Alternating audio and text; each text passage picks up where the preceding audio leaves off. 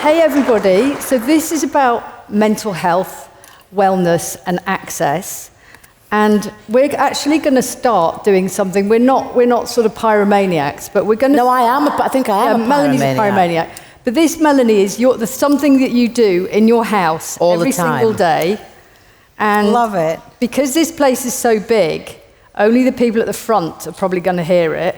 Oh, it'll all sage everybody. Get rid of all the... Oh, there we go. Cleaning the energy. Carolina, can I borrow your super? Sure. No, I do this all the time. You know why? Because I'm a big believer in, I love like smells and incense, but when I found this, which was about 20 years ago, the sage wood sticks, not only do they last forever, but it's kind of like an old traditional ritual, so it gets rid of any unwanted vibes, spirits, energies, and I just think, even if it doesn't work, I believe it does work, because my house is just very light, and that's because I sage it all the time. And it's a lovely smell.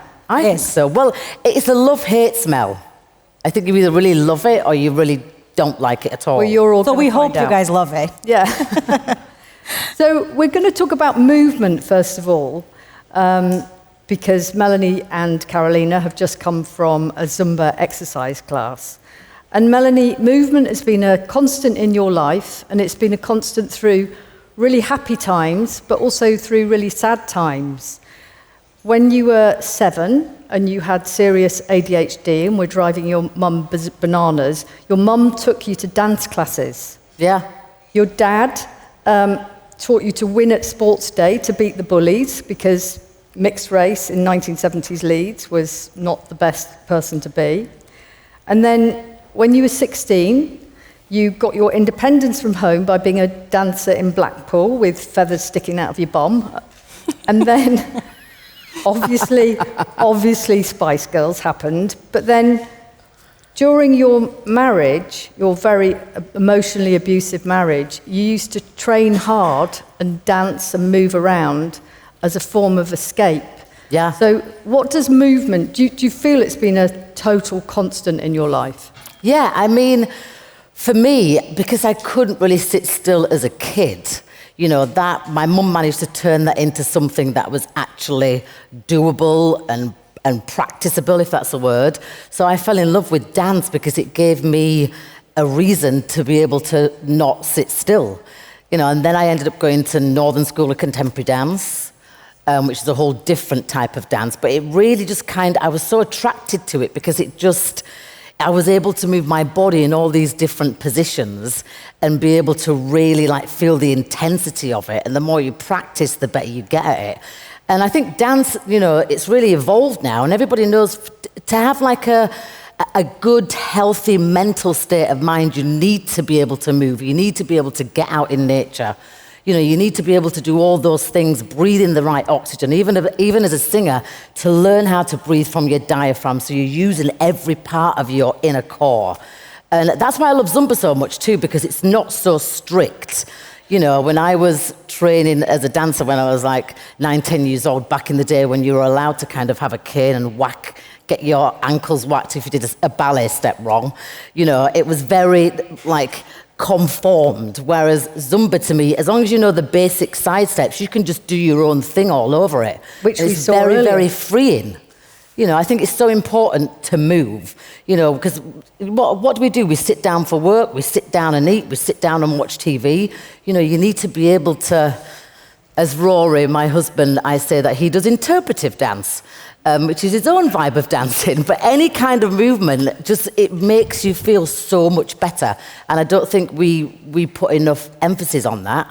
And Carolina, Melanie's talking about her lived experience and how it's been a constant and how it's helped her in good times, bad times. What does the science say? You've been in this industry for 15 years, you know it inside out, and you know all the science. So tell us about the science of movement. Yeah, I think, post-COVID, the world really woke up to the importance of exercise. I think there's no doubt that you need to exercise to lose weight, to build muscle, that narrative is now part of mainstream media conversations. What we are seeing and what we're observing in the last couple of years is the importance of exercise on mental health. right? The British Journal of Sports Medicine just early this January published an article talking specifically about how exercise can now be compared to therapy, right? It is one of the first steps that a doctor will prescribe to someone who is coming in with depression.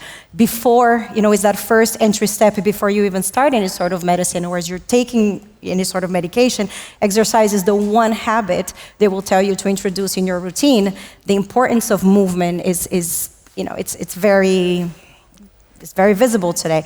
But I think what science is finally waking up to is it's not only important that you exercise, it's important how you exercise.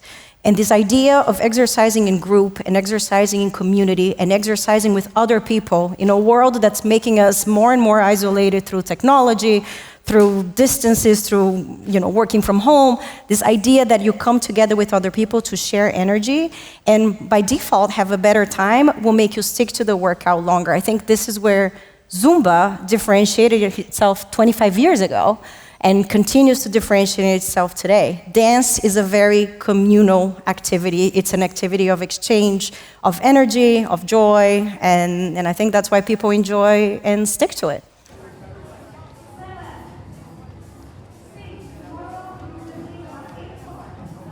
Often you will exercise on your own at home, won't you? But I think you could see that you really loved being in that Zumba class with a lot of people. Yeah, I mean, I didn't really know the routine to start off with, but my ADHD kicked in and I learnt the routine real quick. But I just like this, just the freedom it gives you. You know what I mean? And I think when you play a certain song and you get that like high in your brain because it gives you that memories, there's nothing better than just letting loose, singing and screaming and just dancing. In fact, on our second wedding in Morocco, you're meant to have a first dance that's choreographed, like everybody does at their wedding. Well, we didn't do that. We had a song that me and my husband always listened to called I Will Die For You by Prince. And we just literally, I think people thought we were a bit nuts. We got on the dance floor and we just jumped and just did this improvisation dance where everyone was like, is this real? Are they okay? But just that expression, I think it's so important to do that. That's a really long answer to a short question. But I don't think people realise how seriously you take mental and physical health. And Carolina has just talked about the effects on the mental health. And you, at the moment you're going through your Reiki master steps, you're doing stage 1 again, even though you've already, at age 19, you completed them.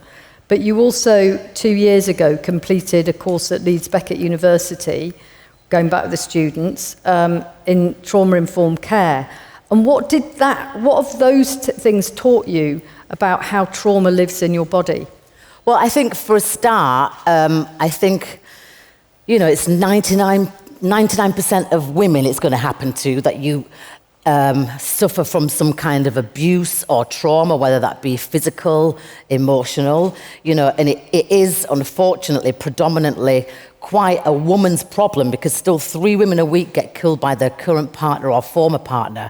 So even if you've left that relationship or you've witnessed it growing up, trauma will still sit in your body. And so apart from me not finishing school, I did want to prove a point at the age of 50 to get accepted back into university for the first time.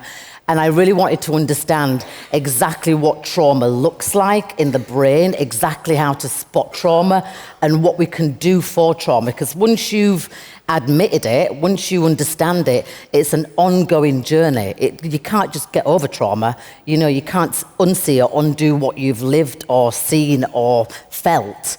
So it was really important for me as my cause for working with survivors, being a survivor myself, to understand the nuts and bolts and the meat and potatoes of it all, which really helps me to be able to articulate what I've been through because, my story is just like every other survivor's story because I think abuse doesn't have a race, an age, stature. Abuse can happen to anybody. Yeah. And through that, I found all the stuff that I've been doing since I got out of that relationship has really helped me understand myself more and forgive myself more and get rid of the blame and the guilt and just learning to like and love yourself. And I think being able to move and being able to look in the mirror and just go, yes, today I'm not going to be down on myself. Just for today, I'm going to be loving to myself and happy, and I'm going to play my music or my favorite song, and I'm going to get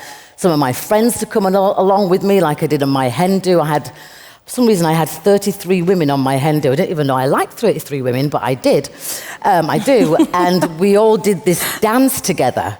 And it was just so much fun. Not only did I realize out of the 33 women, I had everything covered. I had a lawyer, I had a journalist, I had a Zumba dance teacher, somebody who did sound balls, a yoga teacher, a therapist, all these women were just amazing. They're still in my life, really dear friends of mine. And we all just had a blast together. I mean, we did yoga and we did a lot of intense stuff. Some people were crying. Some people were really, really tipsy, but we all had a lot of fun. And all that was moving. Yeah. And I have to say, Melanie made everybody learn all these really complicated dance steps, and she judged it. Obviously, she's a judge on America's Got Talent. But in a nice way. I was at the back. I think Yasmina there was at the back. But you women took it quite serious. They're all competing against each other. I'm like, this is meant to be a nice thing.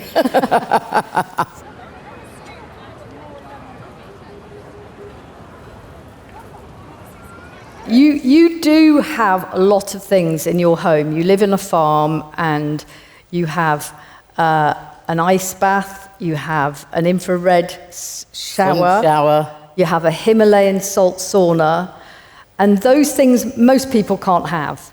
But you also, I've been with you when you're out and you're hugging trees, and we can all hug a tree. And you've spent time with the ducks and the goats and the chickens. I swear, I can speak chicken now. But they understand me. That's about, and the exercise of walking around your farm. That's accessible. Ice baths aren't accessible. No, an ice bath is accessible. You just turn your shower on cold. Yeah.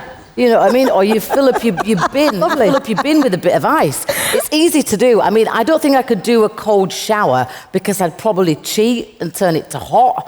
Whereas my ice bath, once you get in it, you're in it. And I think the worst part is getting out. Once you're in, you're in. And you find out all these things, especially because I think for a woman, when you get into your 30s and mid-30s, I don't think GPs inform us enough of what we're meant to do. You're meant to be able to kind of treat your body along with your aging to prevent certain things happening, like you're meant to do more weightlifting. Now that, to me, to go into a gym and weightlift is daunting. But I can lift one of my Rottweilers up, I can do a bit of painting, I can find ways that are doable, that is not going to cost me that much, like going to a park, going for a run, meeting your mate for coffee, but instead of taking the car, you take your bike, or you do your speed walk in there, which I love speed walking. It looks hilarious and I love it. And Carolina, this is one of the points of Zumba, isn't it? You don't need weights. You don't need to go to a gym. You can be any shape, size. How accessible is Zumba? It was part of the philosophy of the program from the beginning. One of the things that has allowed Zumba to translate so well into so many cultures in so many countries is, one, music and dance are universal. It's the one language we all understand and share. So it unites us in a way that's very, very powerful. And the second thing is extremely accessible. I mean, you will find Zumba classes in high-end gyms for sure, but you will find Zumba classes in churches, community hall, after-school activities. It's really everywhere at every different price point. But I agree with you that, fitness, exercise does not have to be complicated, does not have to be expensive. It's or a mindset. Either. Or a punishment, exactly. And you'll say the best workout for you is the exercise that you enjoy, that you stick to. So you really need to, and I love what you mentioned about how at your wedding, you had all these different women coming together, because that's exactly what we witnessed in a Zumba class. I went to a training, one of those, typical marketing, consumer research a few months ago, and I'm watching these lawyers, these hairdressers, dancers, teachers, and nurses. We have an incredible amount of teachers and nurses that are actually Zumba instructors, believe it or not, and all different walks of life coming together to dance. And one of them comes up to me at the end of the training, and I see her so confident and so fulfilled, and I'm like, so what made you become? How are you feeling right now? What made you become a Zumba instructor? She's like, well, I started in the back of the class. I made my way forward. One day my instructor couldn't teach the class, so I subbed for her. So she got on stage. And she says, and for the first time of my life, I realized that I had the confidence to lead a room. And I think women, we find ourselves very often in situations where we have it in us and we don't take that step to lead the room. So she said, I was proud that I never thought people would want to take a class with someone who looked like me, because she also wasn't the typical fitness instructor that has a certain stereotype. And to me, being in industry, it was a very powerful moment where I thought, I hope this energy translates into the boardroom, into the relationship that you're not necessarily happy with and you want to leave, into the mom that you want to become, into all these different, walks of life that we walk every day. And I do think exercise plays a big role, and dance can play a big role in helping you find your confidence, your inner confidence. Yeah. And I think what has helped is that the fitness wear now, people are wearing every single day. So it's not like you have to get out of your usual clothes and put on your workout clothes. No. You've got Zumba clothes, you've got fitness clothes that you just wear every day anyway. Well, you would wear that every day. Well, it's leopard print. Of course I'm going to wear it.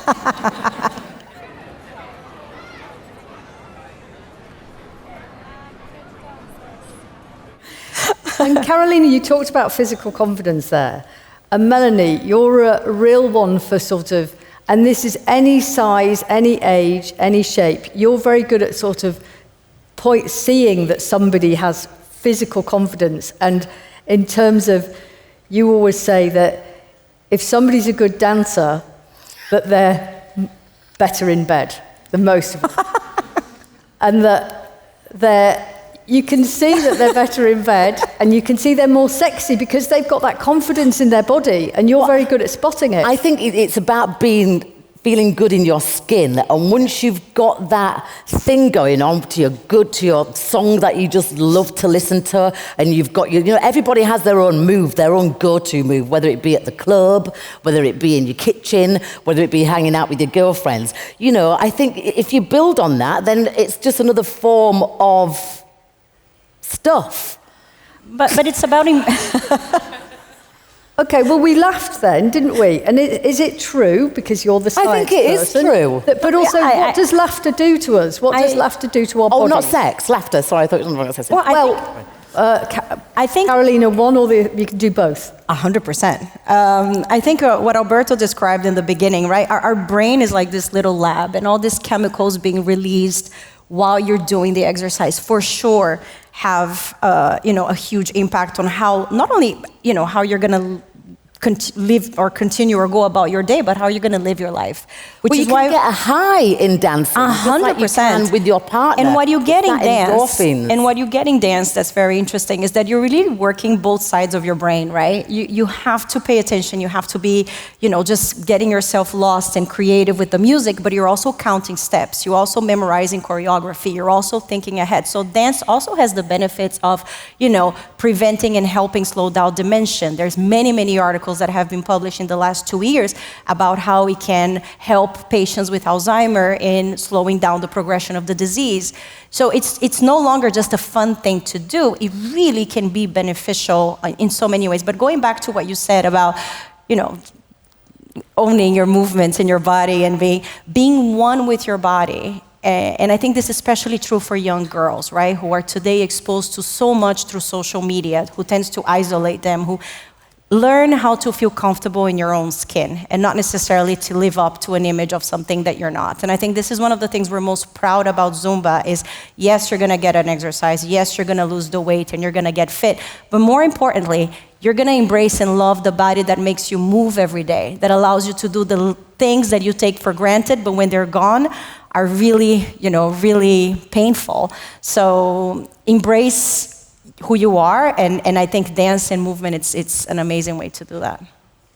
And, we passed on joy there. You're in a place, Melanie, and you've said it many times now, you built a career on being loud and proud and who you were, but then you went into a very bad stage of your life when you were in an abusive marriage. You've recently remarried, and you're living in Leeds on your farm, and there is so much more joy in your life. How precious is that to you? Oh my God, it's everything. I think, the state of mind that you can find yourself in when you've had a life that goes through ups and downs, which I'm sure many of us have had. You kind of have to have the thankfulness and gratefulness that you've come out of it the other side. And it's not so much of being in a dark place and going, oh my God, I can't wait to get out of it. Of course we can't wait to get out of it, but also acknowledging the fight and how you picked yourself up and how you're living your life out of it now, and actually being not thankful for the bad stuff, but understanding it enough and being appreciative of yourself that you actually could manage to get yourself out in kind of one piece. And I think your peace of mind is everything. And I don't think I stress that enough on people. Like I love just doing nothing. And apparently that's one of the hardest things to do. I love sitting by myself. I love being in my own company. And I've been like that from a really, really young age. And I don't know if that's partly because of my ADHD or whatever, but as time's gone on, I've really cherished that time. I call them my brain breaks. If I don't get a few of those every single day, I just feel like I'm not like being me, because I think we need that quiet time just to even just breathe, or just to reflect on what happened this morning, or to just sit there and just daydream. Kids get told off all the time for daydreaming in school. I think it's brilliant. They should have a daydreaming class where they all just sit there and just stare into space, because it gives your brain a chance to catch up. That's why when we sleep and our circadian rhythm's meant to be on point, you need to flush out the brain to be able to get proper REM and deep sleep and light sleep. Our brain needs time to just be still. Yes. But I do still think that dance plays a huge part in your life. I know you and Rory dance around the sitting rooms at times, don't you? And that, our dogs look at us like, what's going on there? And as you said, on your hen weekend, you had, we all did the conga as well, around a sort of seaside area. And on your wedding day in Morocco, that was your and Rory's dance is the thing that people still talk about today. So dance is still that constant in your life, isn't it? Always. And I think because I've been a trained dancer in so many different aspects, that doesn't matter. When that music comes on and you can feel it, you just end up doing your own thing anyway. And the more you can do that, what is that saying that they say, dance like nobody's watching? Mm-hmm. Just take that mentality no matter where you go. It's brilliant.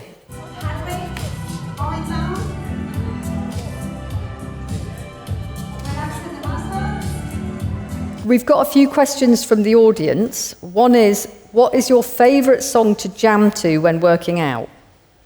It depends what mood I'm in. Because sometimes it can be quite, Skunk and Nancy, quite screechy. Then it can be old school R&B-ish. I am stuck in the 90s. I still am. I always will be. So I love a good 90s pop, a good 90s R&B vibe, SWV, that kind of stuff. And, oh my God, Mystique's out. Yes! I've got to go and see that. I love her. And this is one which will really resonate for you, Melanie. And also, Carolina, you might have something to say. Hi Mel, what's a bit of advice for trying to push through when you feel your resources are really low and you just can't... And you feel like what? Your resources are really low and you just can't push yourself to do any form of exercise. Well, I think some of those days are healthy to have when you do nothing. Like I said, it's one of my favourite pastimes, is to just do nothing. Rory comes home from work and he goes, what have you done today? And I go, nothing. He goes, oh, okay. I think it's really healthy. I think sometimes you have to have a fine balance. Yes. Because it is healthy to do nothing, but not every single day. But then it is nice to also go, you know what? I'm just going to make myself go outside. I'm just going to make myself walk to the shop. I'm just going to make myself go to the end of this street and back. Just make yourself. I think it's about starting, too. I think a lot of people, it's just about that first. One of the things about fitness that we hear over and over again is intimidation. People are intimidating about walking into the gym or starting any sort of activity. Push yourself out there, and after step 1, step 2, step 3 will follow a lot easier. And I would like both of you to think of someone who's struggling and think that wellness and joy isn't for them. They can't afford it, can't access a group. What would you advise them to do? I think it's Go on. No, I think it's what we just said. I think it's just start. Take that small step. Don't think you have to go overboard or try to follow what everybody else is doing, what are the trends, what you always see is these impossible fitness goals and benchmarks and trends that are out there today. Don't live up to that. Go at your own pace, set your own goals, one step at a time, and dance not only in class, but through life. Keep with you that positive outcome and that positive energy that comes after a dance class, Yeah. And I also think it's really good to write things down, because you'd be surprised how much your brain actually forgets what you did a few weeks ago or even last year. Even if it's just, right, today I'm going to do da-da-da-da, and just set yourself like mini goals that are realistic.